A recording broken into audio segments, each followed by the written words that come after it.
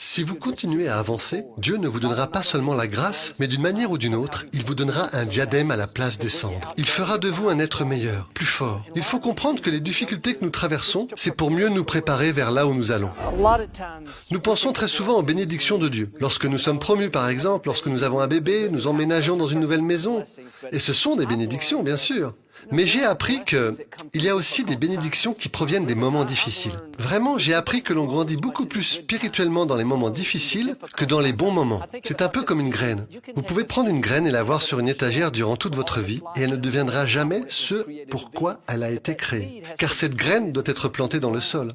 Vous savez, il faut qu'elle soit enterrée, qu'elle se retrouve dans le noir. Mettez-vous un instant à la place de la semence. Vous vous diriez, « Hey, je ne veux pas être enfoui dans le sol. C'est inconfortable, il fait sombre. » Mais si cette semence ne grandit pas, elle ne verra jamais la vie que Dieu lui a préparée. Elle doit passer par ce temps où elle doit germer, où elle doit grandir. Et je pense que nous avons tous des graines en nous qui peuvent nous faire grandir sur notre potentiel intérieur, sur nos idées et notre créativité. Mais je pense que parfois ce qui nous décourage, c'est que nous disons, « Oh, c'est une période difficile, cela ne fonctionne pas, mon rêve ne s'est pas déroulé comme je le pensais. » Et dans cette obscurité, on réalise pas que tout cela fait partie du processus. Nous sommes sur le point de germer et de grandir. Ainsi, mon livre consiste à garder une bonne attitude et à réaliser que même dans les moments difficiles, Dieu, lui, travaille dans les coulisses. Et il est toujours présent.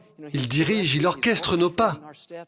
Et je l'ai appris dans ma propre vie. Vous savez, on dit toujours que Dieu nous emmène du point A vers le point B, de C à D, de D à E. Mais ce n'est pas toujours une ligne parfaite. Je prendrai cette image comme les pierres de guet. Si vous allez d'ici à 15 mètres, vous savez que ces pierres de guet peuvent être en courbe. Il se peut qu'il y ait un moment où vous vous trompez. Et si vous êtes arrêté par l'une de ces pierres de guet, vous pensez, mais Dieu, j'étais censé aller là-bas et je vais dans cette direction. Mais vous devez réaliser que Dieu dirige nos pas. Il ne pense pas de la même manière que nous. Et donc, encore une fois, mon livre parle de faire confiance à Dieu quand la vie n'a pas de sens. Et croyez simplement que dans des moments où nous sommes mal à l'aise, que nous n'aimons pas, Dieu est toujours en contrôle, qu'il sait comment nous emmener à destination. Dans la Bible, je pense à Joseph qui, pendant 13 ans, il a eu des choses négatives qui lui sont arrivées. Dieu lui a donné un rêve. Et je sais que nous avons tous des rêves. Nous avons tous des objectifs. Vous vous souvenez que Dieu lui a montré comment il serait un leader. Et vous savez que cela ne s'est pas passé comme il le pensait. Ses frères l'ont trahi. Ils l'ont vendu en esclavage. Il a été faussement accusé, mis en prison pour quelque chose qu'il n'a pas fait. Et donc il faut penser que pendant 13 ans, Dieu dirigeait ses pas. Mais si vous aviez demandé à Joseph, il vous aurait dit, « Dieu, tu me prends dans le mauvais sens.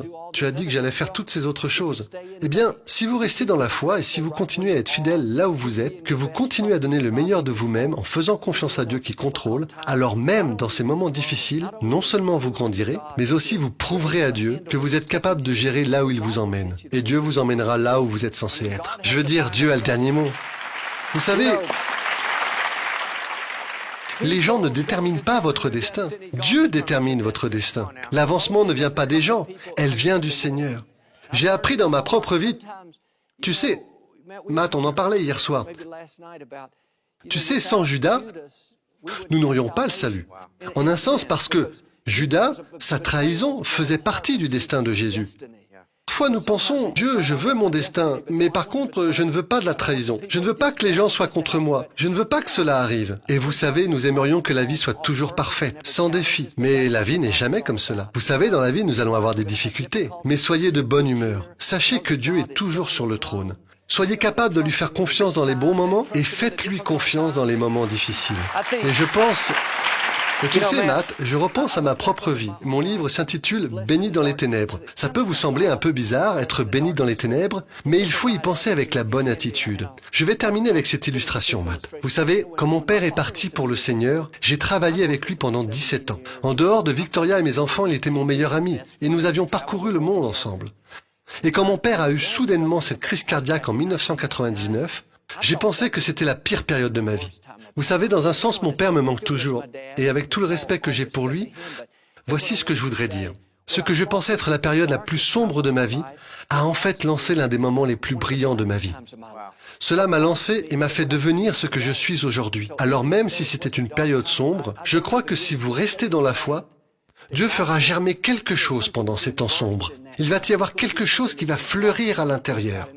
Et encore une fois, je l'ai dit plus tôt, mais je pense que la raison pour laquelle nous n'arrivons pas à nous épanouir, que nous ne voyons pas comment nous sortir de la difficulté, c'est parce que nous devenons aigris et nous disons à Dieu, « Pourquoi est-ce arrivé? Ce n'est pas juste. Et il y a des choses que nous ne comprenons pas. Et je ne veux pas rentrer dans les détails, mais il y a des choses vraiment difficiles comme la perte d'un enfant. Et encore une fois, je crois vraiment au fond de moi, et c'est aussi ce que l'Écriture enseigne. Si vous continuez à avancer, Dieu ne vous donnera pas seulement la grâce, mais d'une manière ou d'une autre, il vous donnera un diadème à la place des cendres. Vous en sortirez meilleur. Et vous savez, dans beaucoup de ces choses que nous traversons, c'est pour nous préparer où nous allons. C'est Dieu qui nous emmène. Vous savez, vous devez être capable de gérer la bénédiction que Dieu vous apporte dans toutes les circonstances. Beaucoup de ces choses ne sont que des tests. Dieu vous muscle spirituellement. Vous devenez plus fort. Il vous emmène là où vous pouvez lui faire confiance. Donc Dieu vous fera traverser des périodes difficiles dans votre vie. Mais quand vous regarderez en arrière, vous direz « Hé, Dieu, ce que j'ai traversé à l'époque, finalement, ce n'est pas grand-chose. Tu peux le refaire pour moi. »